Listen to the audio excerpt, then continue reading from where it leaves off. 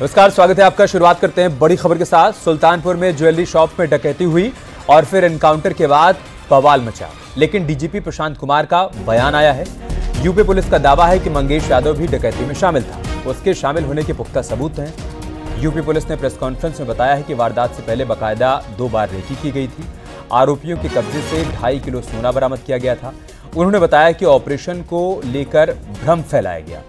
इन तमाम बातों का जिक्र उन्होंने प्रेस कॉन्फ्रेंस में किया है।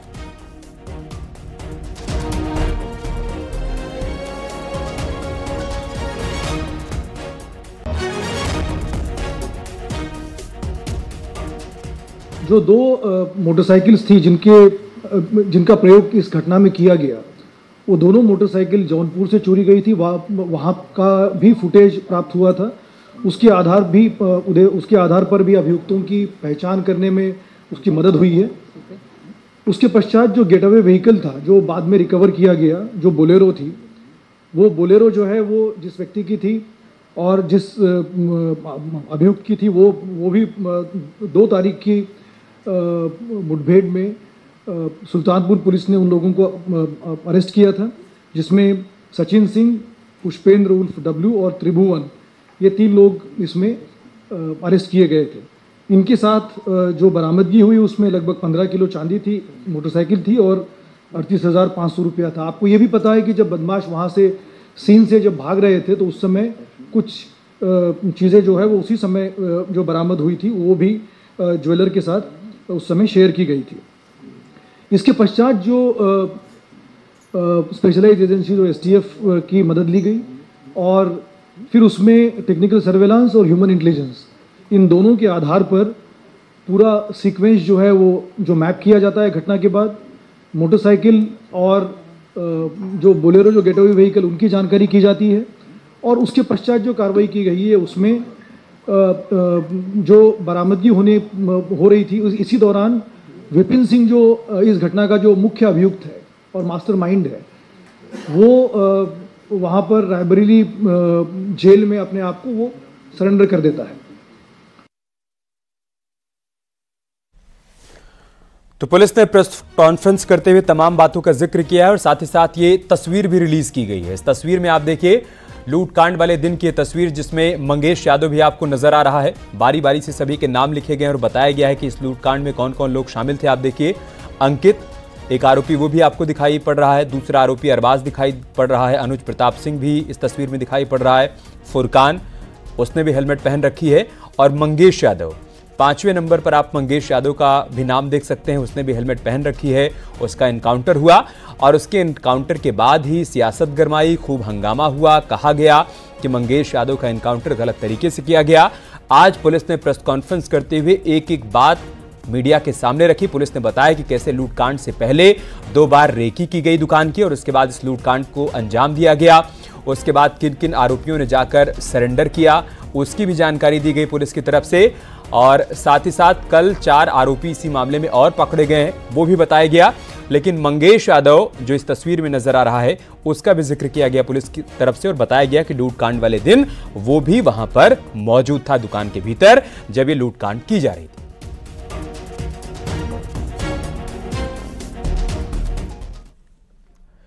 अखिलेश यादव ने प्रेस कॉन्फ्रेंस कर एक बार फिर से सुल्तानपुर एनकाउंटर पर कहा कि मंगेश यादव की हत्या हुई।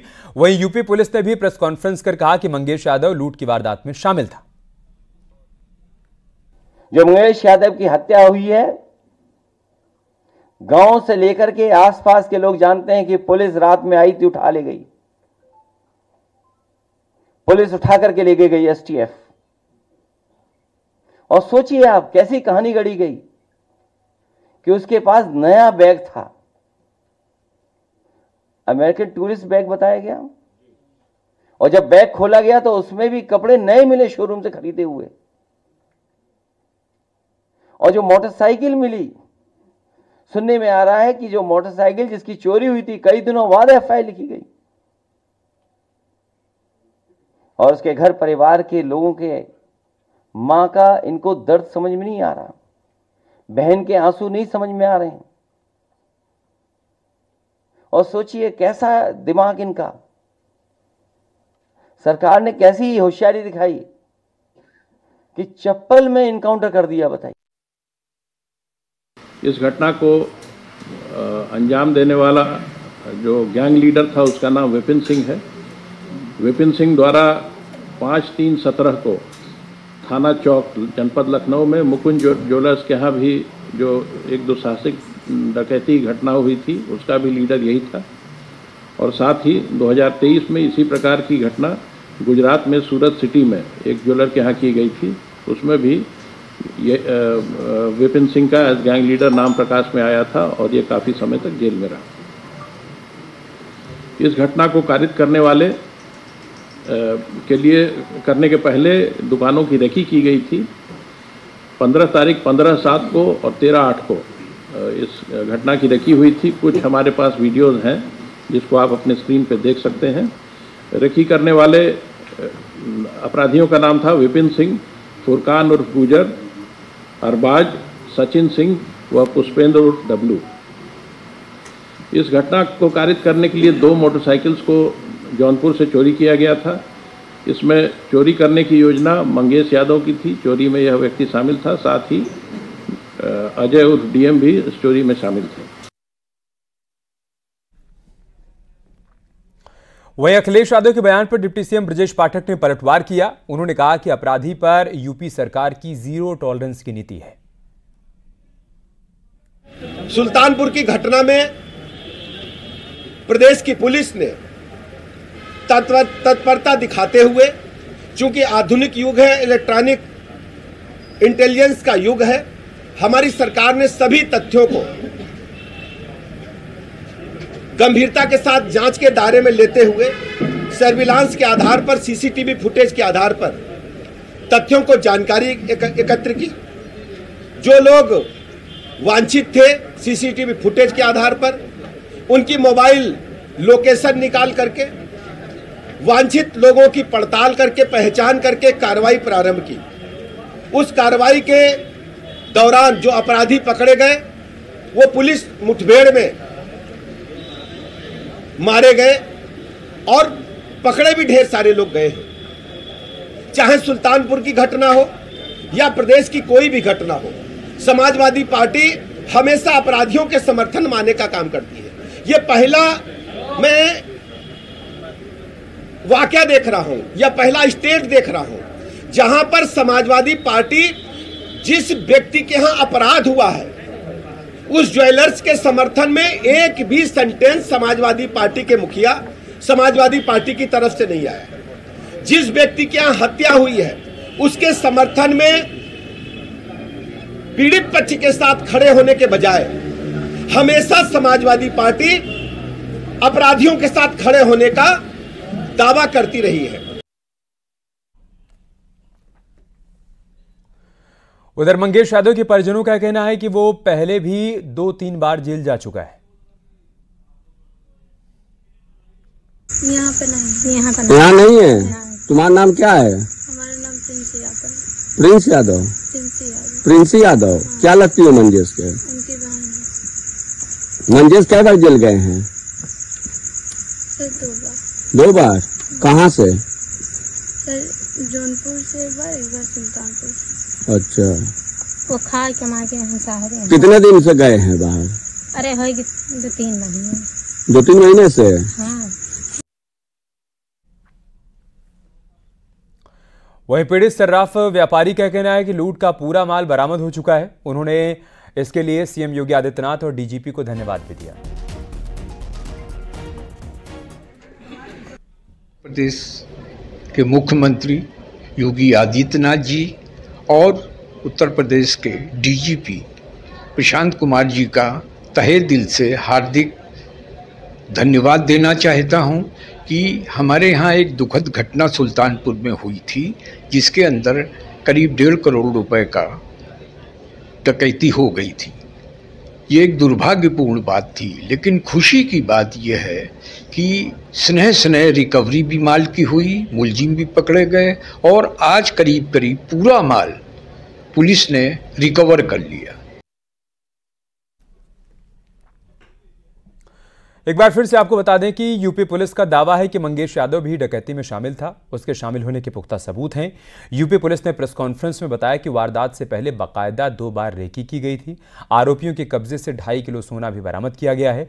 उन्होंने बताया कि ऑपरेशन को लेकर भ्रम फैलाया गया। इस घटना को अंजाम देने वाला जो गैंग लीडर था उसका नाम विपिन सिंह है। विपिन सिंह द्वारा 5/3/17 को थाना चौक जनपद लखनऊ में मुकुंद ज्वेलर्स के यहाँ भी जो एक दुस्साहसिक डकैती घटना हुई थी उसका भी लीडर यही था। और साथ ही 2023 में इसी प्रकार की घटना गुजरात में सूरत सिटी में एक ज्वेलर के यहाँ की गई थी। उसमें भी ये विपिन सिंह का एज गैंग लीडर नाम प्रकाश में आया था और ये काफ़ी समय तक जेल में रहा। इस घटना को कारित करने वाले के लिए करने के पहले दुकानों की रेकी की गई थी। 15 तारीख 15/7 को और 13/8 को इस घटना की रेकी हुई थी। कुछ हमारे पास वीडियोज हैं जिसको आप अपने स्क्रीन पर देख सकते हैं। रेकी करने वाले अपराधियों का नाम था विपिन सिंह, फुरकान उर्फ गुजर, अरबाज, सचिन सिंह व पुष्पेंद्र उर्फ डब्लू। इस घटना को कारित करने के लिए 2 मोटरसाइकिल्स को जौनपुर से चोरी किया गया था। इसमें चोरी करने की योजना मंगेश यादव की थी। चोरी में यह व्यक्ति शामिल था। साथ ही अजय उर्फ डीएम भी इस चोरी में शामिल थे। बहुजन समाज पार्टी ने एक बुकलेट जारी किया है जिसमें पार्टी ने 2019 में हुए लोकसभा चुनाव के बाद समाजवादी पार्टी से गठबंधन तोड़ने की वजह सार्वजनिक की है। बीएसपी ने 5 साल बाद गठबंधन तोड़ने की वजह अपने कार्यकर्ताओं को बताई है। बीएसपी की बुकलेट में कहा गया है कि 2019 लोकसभा चुनाव नतीजों के बाद अखिलेश यादव ने मायावती का फोन उठाना बंद कर दिया था, जिसकी वजह से पार्टी ने स्वाभिमान बरकरार रखने के लिए अखिलेश के साथ गठबंधन तोड़ने का फैसला किया। यूपी में होने वाले विधानसभा उपचुनाव से पहले तैयारियों में जुटी बीएसपी ने 59 पन्नों की एक बुकलेट जारी की है जिसमें इन बातों का जिक्र किया गया है।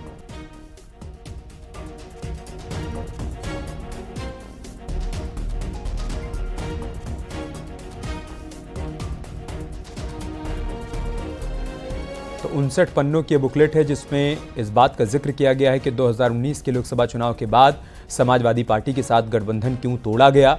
इसमें बताया गया है कि चुनाव के ठीक बाद बीएसपी नेताओं का फोन उठाना अखिलेश यादव ने बंद कर दिया था, मायावती का भी फोन उठाना बंद कर दिया था, जिसके बाद स्वाभिमान की वजह से पार्टी ने फैसला लिया, स्वाभिमान बचाने के लिए तय किया कि अब समाजवादी पार्टी के साथ हमारा गठबंधन आगे नहीं बढ़ सकता है।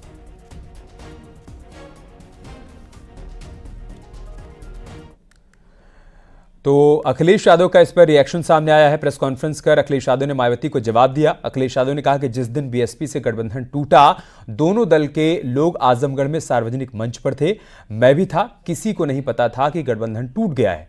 मैंने खुद फोन कर पूछना चाहा कि ऐसा क्यों किया। कभी कभी अपनी बात छिपाने के लिए कुछ बातें की जाती हैं। जिस समय गठबंधन टूटा उस समय में आजमगढ़ के मंच पे था। आदरणीय बलराम यादव जी थे, बलिहारी बाबूजी भी थे। दोनों सपा बसपा का जो लीडरशिप थी सब उस मंच पर मौजूद थी। किसी को नहीं पता था कि गठबंधन टूटने जा रहा है, किसी को नहीं पता था। मैंने खुद फोन मिलाया था ये पूछने के लिए कि आखिरकार ये गठबंधन क्यों तोड़ा जा रहा है और जो सामने प्रेस मुझे मंच के नीचे मिलेगी उसको मैं जवाब क्या दूंगा। तो कभी कभी लोग अपनी बात को छिपाने के लिए भी इस तरह की बातें रखी जाती हैं।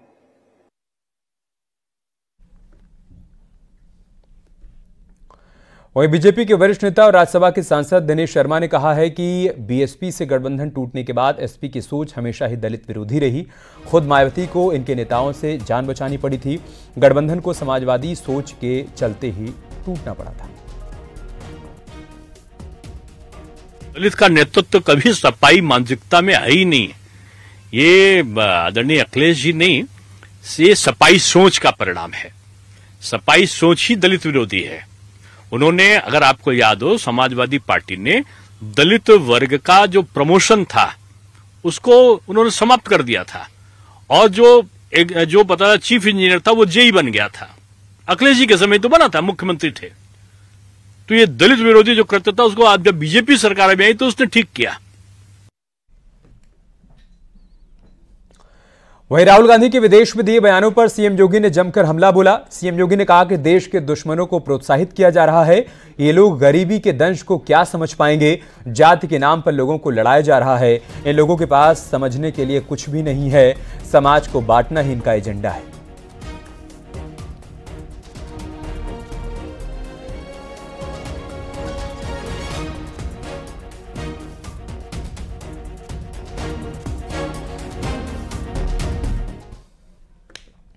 दिनेश शर्मा ने कहा कि विदेश में जाकर राहुल गांधी भारत के बारे में जिस भाषा का इस्तेमाल करते हैं उससे लग रहा है कि कोई विदेशी मानसिकता का व्यक्ति है। राहुल जी का जो अंदर की भड़ास है, एक तरीका का जो उनका अवसाद है, वो विदेश में जाकर निकलता है। और मैं समझता हूं कि इनकी जो विदेशी पोषित मानसिकता का जो भाव इनके अंदर छुपा हुआ है, वो जब वो कभी ब्रिटेन जाते हैं तो वहां निकल पड़ता है, कभी चाइना चुप्पे चुप्पे जाते हैं तो वहां निकल जाता है, कभी अमेरिका जाकर भारत विरोधियों से मिलते हैं। ये खालिद उमर का उससे मिलने का क्या औचित है? एक ऐसे सांसद से आप मिल रहे हो अमेरिका के जो भारत के खिलाफ जहर उगलता है और पाकिस्तान का गुणगान करता है, उसके साथ आप गलबहियां मिला रहे हो, आप उनके साथ चाय पी रहे हो। राहुल जी, कुछ तो भारत की अस्मिता का ख्याल करो। लखनऊ में मुख्यमंत्री योगी आदित्यनाथ ने अटल आवासीय विद्यालयों का नया सत्र शुरू किया। इस मौके पर 18 मंडलों के लिए नए सत्र का शुभारंभ किया गया। सीएम योगी ने बताया कि अब यूपी के माहौल में सुधार आया, मुरादाबाद और बरेली में भी स्कूल बन रहे हैं, लिहाजा पीएम के संकल्प को पूरा कर रहे हैं। मुख्यमंत्री ने कहा कि प्रतिभा कहीं भी पैदा हो सकती है।